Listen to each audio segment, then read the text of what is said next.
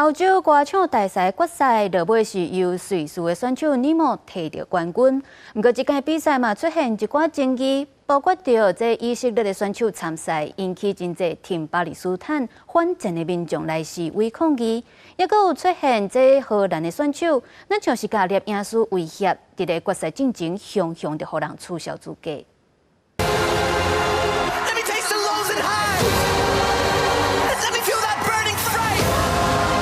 那唱歌、那跳舞，舞台灯光效果，互伫抗历史欧洲歌唱比赛决赛是真热烈。伫全部选手尽全力表演，轮流上台演出了後，主持人宣布冠軍是瑞士選手尼莫，互現場響起歡呼聲。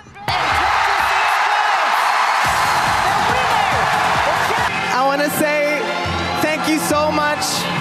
I hope this contest can live up to its promise and continue to stand for peace and dignity for every person in this world. 伫抗历史欧洲歌唱比賽伫11结束，不过这届比赛一直有争议。伫猜到半决赛了后，荷兰选手乔斯特疑似对摄影师做出威胁的动作，互摄影师举报。了后，主办单位决定取消选手的资格。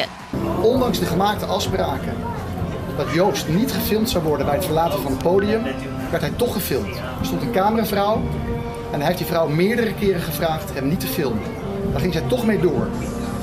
En toen heeft hij een dreigende beweging naar haar camera gemaakt, overigens zonder haar aan te raken. 荷兰广播公司发出声明，不满表示要提议其他的解决方案来防止选手互取消资格，不过主办单位拢无采用，有关取消选手的资格，互荷兰广播公司认为这个处罚太过严重。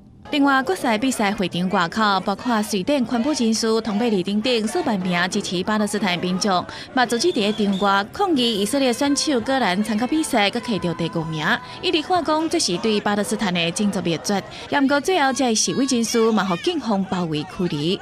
公司新闻台是童秉义。